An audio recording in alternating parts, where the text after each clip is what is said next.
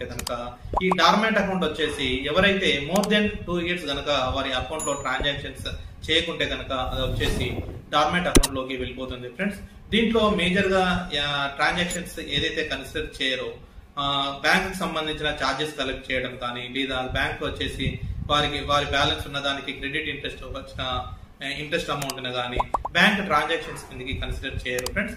ఎవరైతే cash transactions కానీ, fund transfers కానీ, క్యాష్ విత్డ్రాల్ కానీ ఇవి చేస్తేనే బ్యాంక్ ట్రాన్సాక్షన్స్ కింద కన్సిడర్ చేస్తారు.